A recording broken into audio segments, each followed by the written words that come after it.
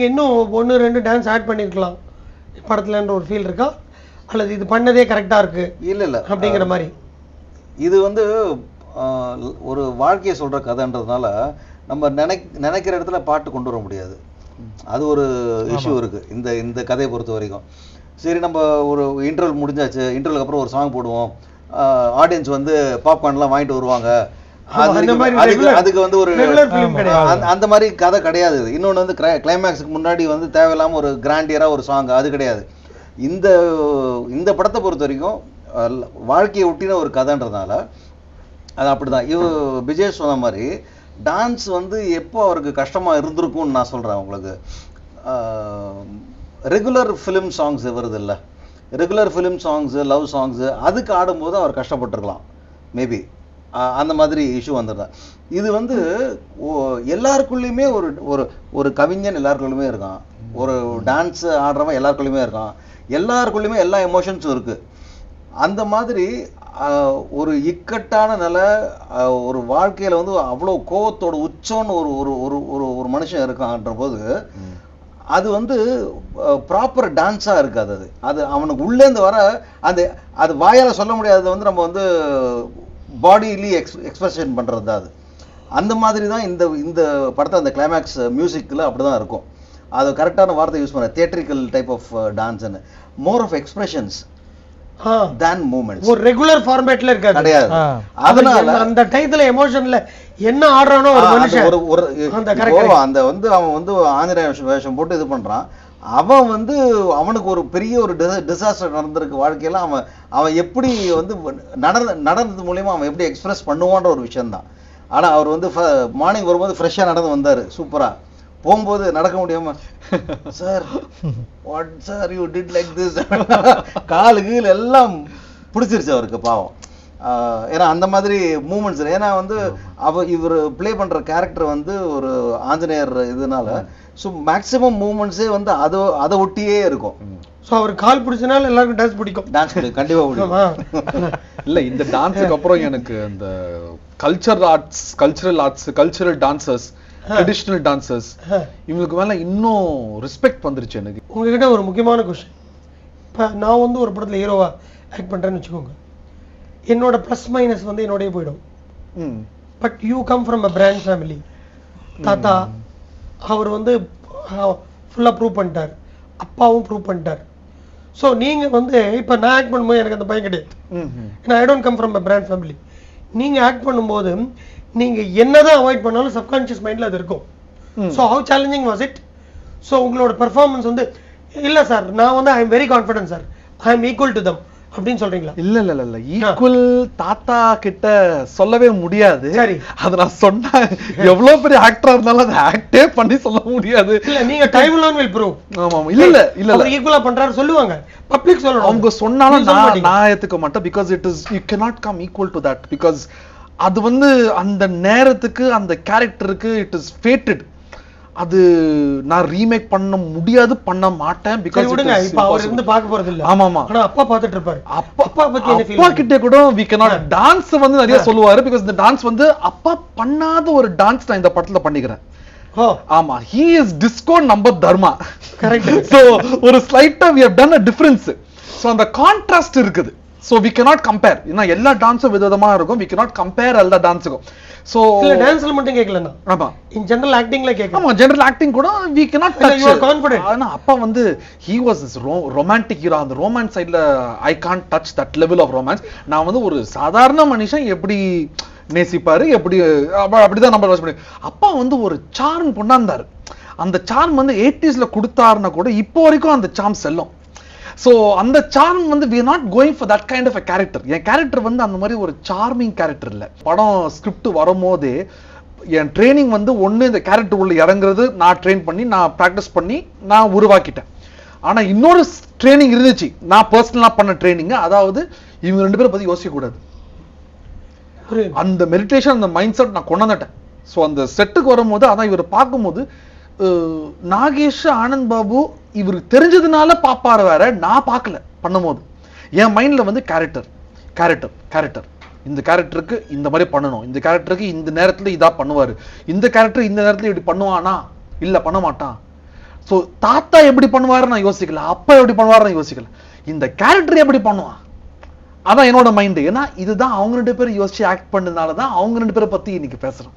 இல்ல that shows your humbleness. ஆமா ஆமா. ஸ்ரீராம் சார் நீங்க சொல்லுங்க, இந்த விஎஃப்எக்ஸ் எங்க தாத்தா அதர் எஃபெக்ட்ஸ் உங்க தாத்தா இல்ல எனக்கு உங்க அப்பா பத்தி நல்லா தெரியும், உங்க தாத்தா பத்தி தெரியாது. இன்ஃபேக்ட் உங்க அப்பா உங்களை பத்தி தன்னை பத்தி பேசணும் விரும்புவார். உங்க அப்பா வந்து இன்ஃபேக்ட் இதுல சப்போர்ட்டிவா இருந்தாருல்ல. ஆக்சுவலி ஓன் ப்ரொடக்ஷனுக்கு அண்ணா வந்து ராஜேஷ் பத்மநாபன், சுஜாதா ராஜேஷ் அண்ணி இவங்க 2 பேரும் ஓன் ப்ரொடக்ஷன் பண்ணிருக்காங்க ஆராய்ச்சி பிக்சர்ஸ் மூலமா. அதாவது குடும்பமா சேர்ந்து குடும்ப கதை. ஆமா அப்பா ஆமா அவங்ககிட்ட தான் பணம் கொடுத்து அவர் தான் ஈபியா பாத்துக்கிட்டாரு. அப்பா பத்மநாபன் அவர் தான் ஈபியா பாத்துக்கிட்டாரு. ஸோ நம்மளோட ஒர்க்கை நம்ம பாத்துக்கிறோம். ஸோ இது ஒரு ஃபேமிலி படம். இந்த இதெல்லாம் எப்படி குடும்ப சித்திரம், நீங்க நிறைய ஒரு குடும்ப சித்திரம். ஸோ இந்த நிறைய ஆட்-ஆன்ஸ் என்ன பண்ணிருக்கீங்க படத்துல? நல்ல காமெடி, ஜாலியாக லவ் காமெடி, கேரக்டர்ஸ் விதவிதமான கேரக்டர்ஸு, பாட்டு, இதெல்லாமே ஜாலியாக தான் போய்கிட்டு இருக்கு. இதுக்கு நடுவில் ஹீரோவுக்கு ஒரு ப்ராப்ளம், அந்த ப்ராப்ளம் அவர் எப்படி சார்ட் அவுட் ஆகி வெளியில் வராருங்கிறத கண்டிப்பாக அதில் ராவாகவே கிடையாது. ஸோ ஆட் பண்ணி அதுக்கப்புறம் இன்னொரு ஷூட் ஆரம்பிக்கிற முன்னாடி ஒரு காமெடி கேரக்டர் ஒன்று போட்டு அதில் கொஞ்சம் இம்ப்ரூவைஸ் பண்ணி, அதனால் நம்ம பாடல்கள் வாங்கும் போதும் 3 பாட்டு வாங்கும் போதும் ரொம்ப ஒரு மெலோடி வந்து யாரோ என் நெஞ்சில் கூடு கட்டி செல்ல ஒரு பாட்டு. யார் மியூசிக்? ஷாஜகான். அவர் தான் சாங்ஸ் ரிட்டன் பை செந்தமிழ் எழுதியிருக்காரு.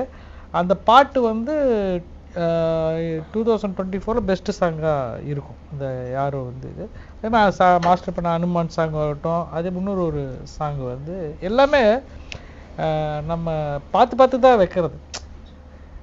ஹிட் ஆகணும், நமக்கு வந்து போர் அடிக்கக்கூடாது அப்படிங்கிறதுல நம்ம கான்சியஸாக இருந்து தான் நம்ம பண்ணுறோம். கண்டிப்பாக இன்றைக்கி வந்து ஒருத்தர் ரோட்டில் அடிபட்டு விழுந்தா கூட செல்ஃபோனில் வீடியோ எடுத்து ஃபேஸ்புக்கில் போடுற காலத்தில் நம்ம இருக்கோம். டக்குன்னு அதே செல்ஃபோனில் ஒரு ஆம்புலன்ஸுக்கு ஃபோன் பண்ணலாம், இல்லை பக்கத்தில் நேராக போலீஸ் ஸ்டேஷனுக்கு ஃபோன் பண்ணலாம். ஹியூமனிட்டி அப்படிங்கிறது இன்றைக்கி கொஞ்சம் கொஞ்சமாக குறைஞ்சிக்கிட்டு தான் இருக்குது. அது வந்து ஒத்துக்க வேண்டிய ஒரு விஷயம். சக மனிதனாக பார்க்கணும். கடவுள் நமக்கு வந்து கண்டிப்பாக ஹெல்ப் பண்ணுவார், அது வேற. பட் கடவுள் ரூபத்தில் மனுஷங்க தான் வந்து ஃபஸ்ட்டு இங்கே ஹெல்ப் பண்ண போகிறது. இதை தான் இந்த படத்தில் நம்ம அதிகமாக பாயிண்ட் அவுட் பண்ணுறதே இதுதான். சக மனிதனை நேசி, சக மனிதனுக்கு நீ ஹெல்ப் பண்ணு. உங்ககிட்ட ஒருத்தன் கஷ்டம்னு வரான்னா அவனுக்கு நீ முடிஞ்ச வரைக்கும் ஹெல்ப் பண்ணு. அதை தான் நம்ம சொல்கிறோம். இதில் சப்போர்ட்டிங்காக பார்த்தீங்க அப்படின்னா ஆக்டர் சைடில் பார்த்தீங்கன்னா விஜய் சார் இருக்கார், அப்புறம் லுலுசபா ஜீவா, அப்புறம் பேபி வர்ஷா அப்படிங்கிற ஒரு பொண்ணு, அப்புறம் அக்ஷயாங்கிற பொண்ணு ஹீரோயின் பண்ணியிருக்கு, அப்புறம் தீபா சங்கர், தீபாக்கா இருக்காங்க இல்லையா அவங்க, நாஞ்சில் விஜயன், லொலுசபா உதயா, அப்புறம் வெடிக்கண்ணன் ஒருத்தர், அப்புறம் ராம்ராஜ், அப்புறம் சிவகுரு, இந்த மாதிரி ஆதேஷ் பாலா பார்த்தீங்களா. அவரை நான் ஒவ்வொரு இன்டர்வியூ விட்டா இதுலேயும் விட்டானா என்ன அவ்வளோதான். இன்னொருத்தர் காமெடி பண்ணாரு சின்ன, அவரையும் விட்டீங்க. ஆமா அவர் பேர் என்ன? யார் பேர் சார்? ஒரு சின்ன போலீஸ் அப்படிங்கிற ஒரு சின்ன போலீஸா காமெடி பண்ணாரு. ஸ்ரீதர் சார் நீங்க தான் ஐயா மன்னிச்சிரு. இல்ல உங்களோட காமெடி வந்து நாங்க எடிட்டிங்ல பார்க்கும்போது எடுத்துட்டீங்களா?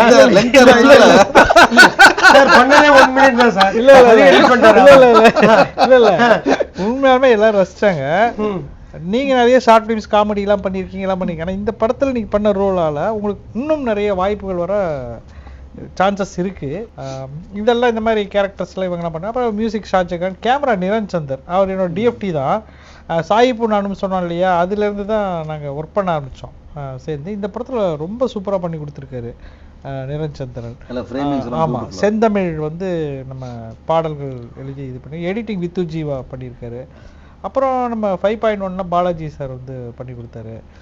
எல்லாருமே எஃப்எக்ஸ் பிரேம் எல்லாருமே அவங்கவுங்களோட பாட்டை அவங்க படமாக நினச்சி பண்ணியிருக்காங்க. இதில் நான் ஆக்சுவலாக என்னோட ட்ரீம் என்ன அப்படின்னு கேட்டிங்கன்னா, நம்ம இண்டஸ்ட்ரிக்கு வரும்போது நாகேஷ் சாரை வச்சு ஒரு சீனாவது எடுத்துடணும். படத்தில் ஒரு சீன் இல்லை கேமியோ ரோல் இல்லை நல்ல ரோலாக இருந்தால் கூட அவருக்கு அதுக்குள்ளே நான் முடித்து வந்து ட்ரெயின் ஆகி படம்லாம் ஒர்க் பண்ணிட்டு வெளில வரதுக்கு உடம்பு சரியில்லாமல் போய் இதாகிட்டார். பட் அவரோட பிளெஸ்ஸிங்ஸ், அவரோட ஆசீர்வாதம் தான் எனக்கு நாகேஷ் சார் மாதிரி இந்த படத்தை ஹீரோ இருக்கணும்னு நினச்சிட்டு தான் எழுதின ஸ்கிரிப்டு. அது நாகேஷ் சாரோட பேரனே வந்தது வந்து ஒரு பிரசாதம் தான் சொல்லணும். ஸோ நாங்கள் தான் வந்து கொடுத்து வச்சுருக்கோம். சார் நீங்க சொல்லுங்க. கண்டிப்பா ஸ்ரீ வந்து ரொம்ப பியூட்டிஃபுல்லா பண்ணியிருக்காரு. அதாவது ஒரு ராவான ஒரு ஸ்கிரிப்ட் இது, அதை வந்து அவ்வளோ கமர்ஷியலைஸ் பண்ணியிருக்காரு. இது வந்து எனக்கு நம்ம பாக்யராஜ் சார்கிட்ட வந்து ஒரு விஷயம் என்னன்னு கேட்டிங்கன்னா, அந்தந்த கேரக்டர்ஸ் அந்தந்த மாதிரி தான் பிஹேவ் பண்ணும். அது எவ்வளோ பெரிய சுச்சுவேஷனாக இருந்தாலும் அந்த கேரக்டர்ஸ் அப்படி தான் பிஹேவ் பண்ணும். இப்போ காமெடியாக ஒருத்தர் பேசிகிட்டு இருக்காருன்னா அவருக்கு அங்கே என்ன நடந்துட்டு இருக்குது தெரியும், அவர் காமெடியாக தான் பேசுவார். நீங்கள் அந்த நாட்களில் பார்த்துப்பீங்க இல்லையா, கிளைமேக்ஸில் சாரோட கேரக்டர் பார்த்தீங்கன்னா அந்த இடத்துல ஜாலியாக தான் போயிட்டு, ராஜேஷ் சார் கேரக்டர் அழுதுகிட்டு இருக்கும். சரி சார். அது எனக்கு ரொம்ப ரொம்ப பதிவான ஒரு விஷயம். அப்போ நம்ம சினிமாவுக்காக அந்த நேரத்தில் பாக்யராஜ் சாருக்கு சுச்சுவேஷன் தெரிஞ்சிருச்சுன்னா அவர் பிஹேவ் பண்ண மாட்டார், தெரியாது. அதுதான் ஸ்க்ரீன் பிளே இல்லையா.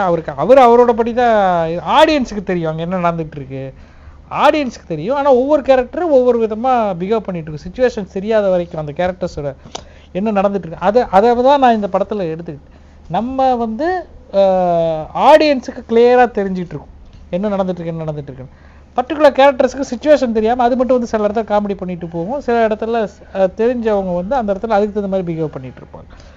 இந்த ஒரு லைன் ரிஸ்க் தான், இந்த லைன் ரொம்ப ரிஸ்க் தான். ஆனால் கரெக்டாக அதை கமர்ஷியலோட ஹேண்டில் பண்ணுறதுக்கு பாக்யராஜ் சார் நமக்கு ஹெல்ப் பண்ணுறது, அந்த பேட்டர்ன் நமக்கு ஹெல்ப் பண்ணு.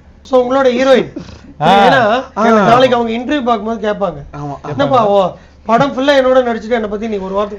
Very wonderful actress. பேர் அவங்க பேரு அக்ஷயா. அக்ஷயா ராய். ஃபர்ஸ்ட் ஃபிலிம் இல்ல, but one of the early movies. ஆமா ஆமா. ஆனா வெரி வண்டர்ஃபுல் ஆக்ட்ரஸ். அவங்களோட ஸ்கிரீன் பிரசன்ஸ், அந்த கேரக்டர் உள்ள எப்படி she is handling the character. உங்களுக்கு என்ன இந்த லவ் சீன் எல்லாம் வச்சாரா? ஆமா, லவ் சீன் இருக்கு, வெரி நேச்சுரல் லவ் சீன். சாங்கே இருக்குங்க, ஒரு சாங்கே மாண்டேஜ் சீன், வெரி நேச்சுரல். அதுல அந்த பொண்ணு அவங்க வந்து இப்ப காலேஜ் பண்ணிட்டு இருக்காங்க, விஷுவல் கம்யூனிகேஷன் பண்ணிட்டு இருக்காங்க. ஆடிஷன் வச்சோம். அது வந்து ஒரு ஒயிலாட்டம் ஆடுற ஒரு பொண்ணு மாதிரி ஒரு ரோலு. ஆடிஷன் வச்சோம். ஆடிஷன் வச்சுட்டு அந்த டைலாக் பேச சொன்னோம். எனக்கு என்னன்னா அவங்கள்ட்ட வந்து நம்ம நார்மல் முகம் நம்ம ஹீரோயினுக்கான பெரிய அந்த இதெல்லாம் இதில் நார்மலாக நம்ம ஒரு நெக்ஸ்ட் டோரில் இருக்கிற ஒரு முகம். மெயினாக வந்து நம்ம இந்தி ஆக்ட்ரஸ் சாயல் எதுவுமே கிடையாது, நம்ம தமிழ் முகம் அதான் தேடிட்டு இருந்தோம். கரெக்டாக அதே மாதிரியே ஒரு பொண்ணு, ஒரு டீசெண்டான ஒரு ரோல்னு வச்சுக்கோங்களேன். அப்புறம் கூட்டிகிட்டு போயிட்டு அங்கே ஷூட்டில் கரெக்டாக டேக்கு நல்லா அவங்களும் ஃபஸ்ட்டு டேக்லேயே பண்ணி, இதோட அந்த குழந்தை வந்து பேபி வருஷான்னு நிறைய ரீல்ஸ்லாம் பண்ணுறாங்க, எல்லாம் பண்ணுறாங்க. அந்த ஆக்சுவலாக சொல்ல போனால் இந்த படத்தோட மெயின் பில்லரே அந்த பாப்பா வர்ஷா தான்.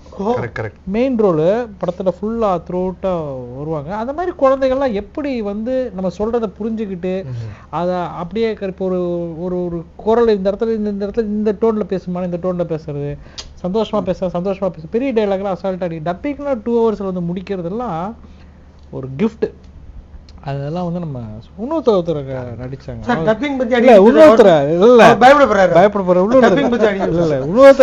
எதுக்கு சொல்றேன் அப்படின்னா, குழந்தைங்களை ஈஸியா வேலை வாங்கிடலாம்.